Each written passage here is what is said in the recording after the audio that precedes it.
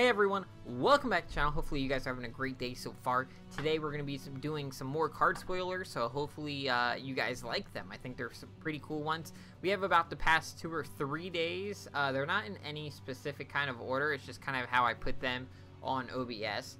So it's not how they were released. But anyway, yeah, let's just hop right into it and start with our first card. Our first card is an Abyssian minion. This is a 3-mana 4/3. His name's Chittering Tiller. He has Frenzy and Opening Gambit. Teleport the enemy general 1 space forward. Now, I think this is a pretty interesting card for a few reasons. Now, first, it's a 3-mana 4/3, which is not that bad of a stat line. I like it definitely a lot. And then it also has another pretty good ability. And then let's talk about its abilities. It has 2 good abilities. It has Frenzy, which kind of weird in Abyssian, very interesting. So we can now, buff this thing a lot and have a nice Frenzy minion in Abyss. Abyss normally doesn't have Frenzy keywords. I don't think they do, at least. I'm kind of curious, see if they have any other Frenzy minions. Oh, they have Deepfire Devourer. I forgot about that card. Okay, so they do have one other guy that normally doesn't see play, but I think this guy will see more play, more for its second ability, which is Opening Gambit. Teleport the enemy general 1 space forward. Now, this could be to move the general towards you or away from you, depending on where the general's at on the board and which way they're facing, I think this guy... Well, I was looking on Reddit, and a lot of people were talking about swarm this and swarm that and swarm this. I think this guy's more or less going to see play in aggro, and hear me out why. So with this expansion, Cassava is losing basically all creep support. They're losing their win con, which is Obliterate. Granted, no one really plays too much creep anymore, but they're losing a majority of it. Sphere of Darkness rotated out. Ooze rotated out, even though it got killed by Thunderhorn anyway. They're losing Obliterate, Klaxon, a lot of stuff. So, with that gone, I think Cassava is going to adapt towards a new archetype, which is, or not really a new one, but another Abyss archetype, which has been aggro, which we've seen in the past with Spec Revs. Even though Spec Rev got nerfed, I still think he's very much playable. And I think with that aggro archetype, this is where this guy is going to see his home. I think he's going to see it in aggro, because I think moving the enemy towards you for, maybe to get that lethal in, or push damage to face a little faster, I think this is where that guy fits. And he has a really strong body. A 4/3 for 3 mana is not bad. And then throw the Frenzy on top of that and, hit him with some buffs or something. Abyss has a few buffs that really don't see a lot of play, but definitely could.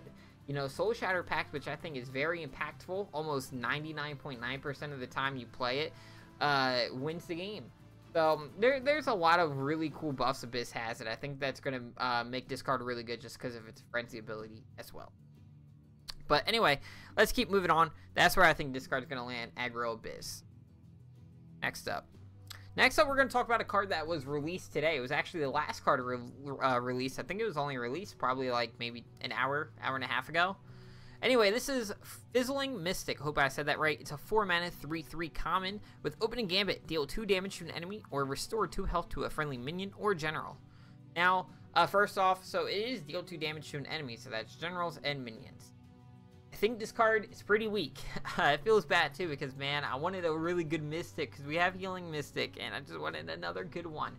But I don't think this guy's awful. I think he's not going to be played more in ladder, but more or less he's going to be played a lot more in Gauntlet. Now, I think this is a pretty solid Gauntlet pick. 4-mana 3/3 that, gives you a pretty decent Opening Gambit. You can either heal up maybe to survive a turn and win, or you can deal 2 damage to find that lethal in Gauntlet, which is pretty cool. But in Gauntlet, or not in Gauntlet, in ladder he's a little weak. A 4-mana 3/3 normally isn't that great, and then he has a kind of mediocre ability for ladder, because ladder, 4 mana Thunderhorn. 4 mana, there are so many other cards that you could play. There's the new, what's that card called? I don't think we talked about it yet, but I'll show you guys it. There's just so many, the 4 mana slot is so congested with good cards that it's hard to just to find a spot for this guy. Like I said, in Gauntlet, I think it's going to be more of a solid pick, and this is going to be a little bit harder. I kind of do like it in Xeron.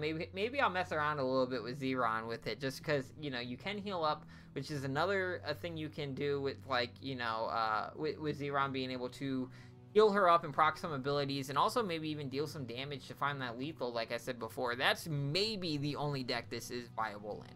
But we'll see what happens. I think it's probably not going to see play on ladder, though. Next up. Now this is the 4 mana guy I wanted to talk about, and I forgot we didn't talk about him yet. So this guy, this guy is pretty interesting. Let me look at my notes here. I'm going to say his name wrong, so we're just gonna call him Big Green Deer Guy. So Big Green Deer Guy, Magmar Deer, that's what we should call him, Magmar Deer, is a 7/6 4 mana 7/6 with whenever this minion takes damage, your opponent draws a card. Wow. So Decimus support out of nowhere. Did not expect that, which is pretty cool. Now I think this card also fits in a new deck that I think is gonna see a lot of play, and this is a deck that I'm gonna play. I'm gonna take that off the screen real quick, and we're gonna look at a card that has been overlooked multiple times that nobody ever plays, and I think everyone thought about this card when when we first saw you know, Magmar Deer. Anyway, so this is Primal Ballast. I think that's how you say it. Could be wrong. Dispel a space. If there is a minion on that space, give it +2/+2. I think this card is going to actually have a deck based around it. We have a lot of really good minions that fit with this card now. We have this guy who we just got released. We have Raptor, which is great if you dispel it because you don't want it to keep turning into an egg.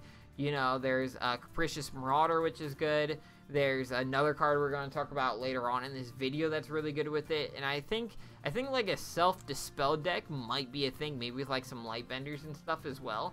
So we'll see what happens, but I think that's where this card's going to fit. I think it's going to be a little bit awkward in the Decimus combo because I think it's going to be a little bit harder to pull off. But and you know what? It's not going to be too much damage. They draw 1 card off of it, so I don't think you're really going to see too much playing Decimus. I could be wrong, though. We'll see what happens. And I don't think flashing... People were talking about, oh, you can flash it in as a 7/4. I don't think flashing in as a 7/4 is the way to go. I don't. Because definitely if you want to turn 1 flashing in as a 2-drop, you're giving your opponent card draw on turn 1, which is very important. What if your opponent didn't have a turn 1 play? You just fed them a turn 1 play, which is very strong. And then, you know, it's weaker. It's easier to remove. I don't know how I feel about flashing this in turn 1, but it would be a 7/4 on board turn 1, which is pretty nuts. So we'll see where this card lands. Other than that, you know, I'm excited to see where it goes. Like I said, I want to make that primal deck. I think that's a self-dispel deck is definitely gonna be in the meta somewhere. I will make it in the meta. I hope we get some more things that go very well with it. But this is one of those cards that I think that's gonna see quite a bit of play with it. Anyway, let's keep going. Now, if you can, before I keep going, if you could flash this out and then, like, next turn, dispel it so you're not feeding your opponent any more cards, it's alright, I guess. I don't know how I feel about it. Next up, we're going to talk about Linar. Moving on to my favorite faction, Dominus. This is a 7 mana 7/9 with your general is invulnerable, but cannot move or attack. Okay. Woo! A lot of mixed reviews on this card, so I don't think this card's good. And hear me out why I don't think this card's good. So yeah, we have another card in the game. You guys might have saw it probably once ever. It's called Eternal Heart. It's Magmar, one mana artifact. Your general is invulnerable. I think that's what it is. Pretty much the same damn thing, right? Let me just check.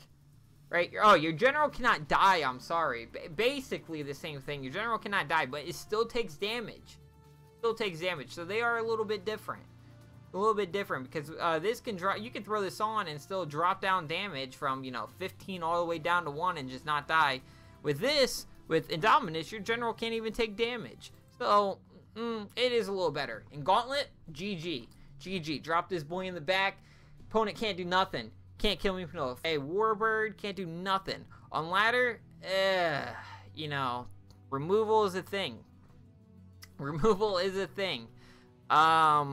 removal is pretty cheap on ladder. So we'll see what happens. And you gotta think when your general is invulnerable, it cannot move or attack. And just thinking about how much, like, say you're playing Argeon and you want to move up to like BBS something to go for lethal, you can't. or like things like that, it's kind of annoying. So I think this card might hurt yourself.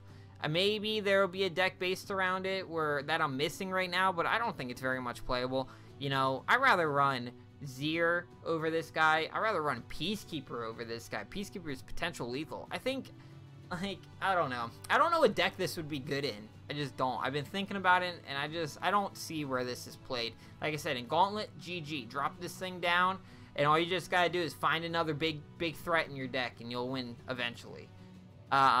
You know, a lot of people are talking about this card with Aegis Barrier on it, obviously, that your opponent can't target it at all, which is kind of annoying. But your opponent could always drop, you know, EMP. It's not like everyone's running triple of those in their decks or anything. But anyway, we'll see where this card lands on ladder. I don't think it's playable. I think this is probably one of the worst cards revealed so far.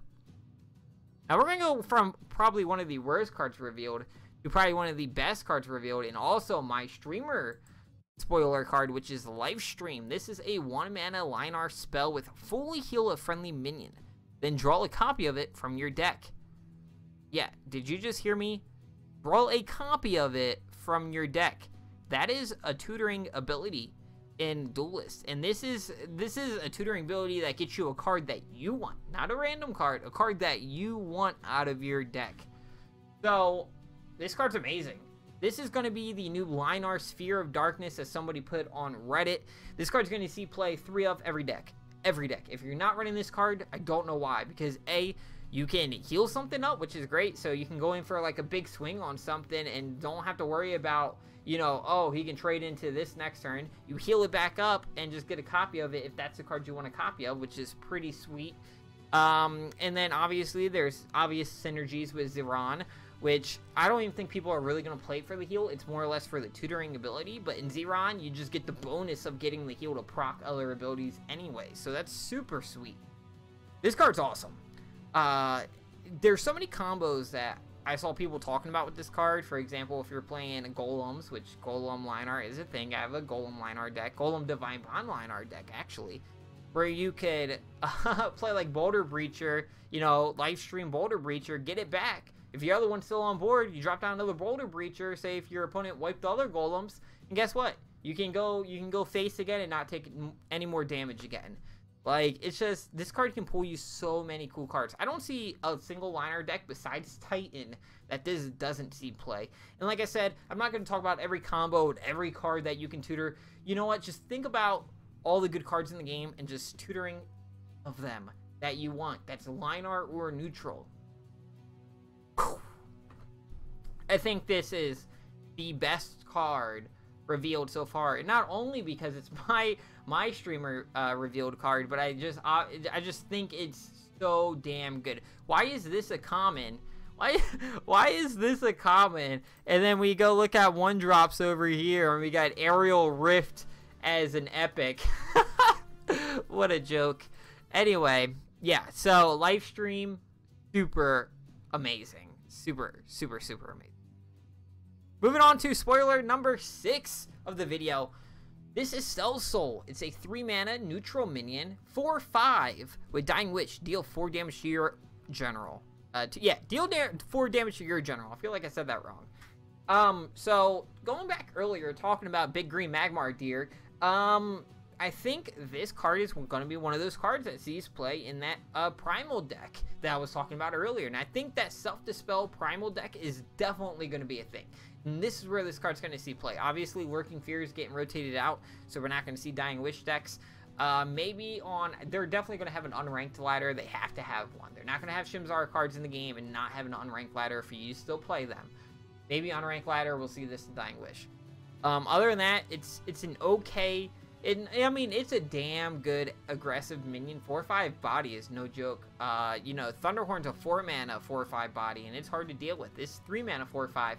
Downside, yeah, you take 4 damage to your general. So you either have to run Self-Dispel, maybe you run like Concealing Shrouds as Vanar. You know what? I think this card is playable. I think you just have to play it in the right deck to avoid taking that damage. And now, like, I could even say you could run this in Vet, but since Falcius is getting rotated out, it's even harder.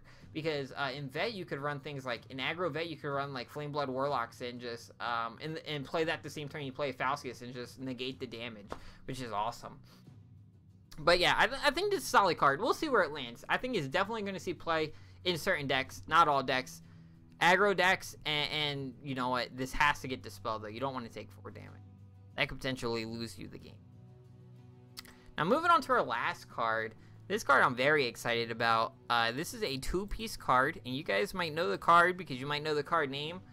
This is Scarzig. Yes, my other friend, my other streamer friend, Scarzig, finally got his own card. Super excited for him, man. Oh, this card's so freaking sweet, too, dude. So freaking sweet. So this is a 3-mana.